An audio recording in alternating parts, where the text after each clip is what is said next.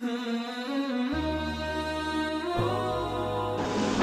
اللہ الرحمن الرحیم عن ابی ہریرہ رضی اللہ عنہ عن النبی صلی اللہ علیہ وسلم قال رغم انف ثم رغم انف ثم رغم انف من ادرک ابویہ عند الكبر احدهما او کلاهما فلم يدخل الجنہ۔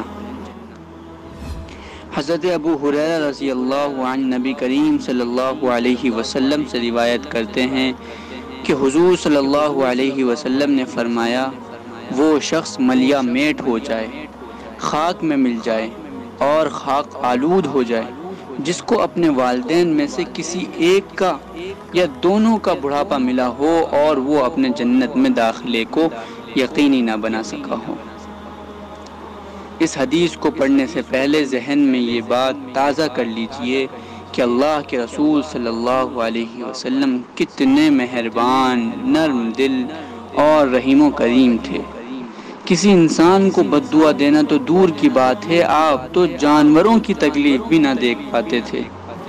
اس کے باوجود ماں باپ کی خدمت نہ کرنے والوں کو صاف الفاظ میں بربادی اور ملیا میٹ ہونے کی بد دعا دے رہے ہیں، وہ بھی ایک بار نہیں 3 بار۔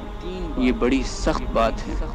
اس کا مطلب ہے کہ معاملہ بھی بہت سخت ہے، ورنہ حضور جیسا نرم ملائم انسان ایسی سخت بد دعا کیوں دیتا، کیسے دیتا؟ بد دعائیں دے کر آپ نے کیا فرمایا؟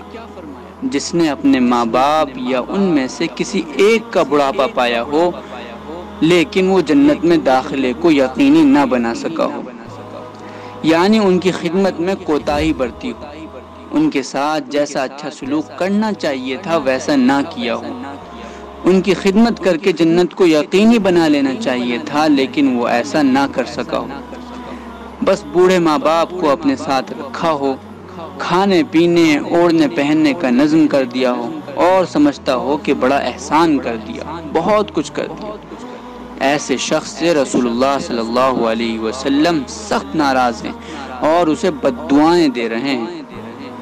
کیا حضور کی بد دعاؤں کے بعد کوئی پنپ سکتا ہے، ترقی کر سکتا ہے، آگے بڑھ سکتا ہے؟ یہ اللہ کے رسول کی بد دعا ہے، کسی عام مخلوق کی نہیں کہ رد کر دی جائے۔ آقا کی دعا اور بد دعا کے رد ہونے یا نامنظور ہونے کا کیا سوال، اسے تو ہر حال میں قبول ہونا ہے۔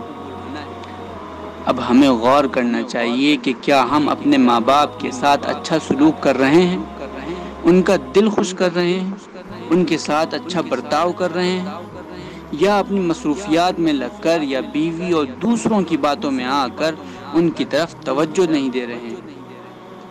اگر ایسا ہے تو اللہ کے واسطے ابھی اپنا رویہ بدلیے، ان کی طرف توجہ دیجیے، ان کی ضرورتوں کا خیال رکھیے۔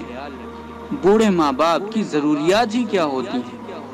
وقت پر ہلکا پھلکا کھانا کھلا دینا، ان کے پاس بیٹھ کر کچھ دیر ہنسی مذاق کر لینا، ان کی دوا وغیرہ کا خیال رکھنا، اس کے علاوہ ان کی کیا ضرورتیں ہیں؟ اگر ہم لوگ دن میں 1 گھنٹہ بھی ان کے لیے وقف کر دیں تو حضور کی اس بد دعا سے بچ سکتے ہیں۔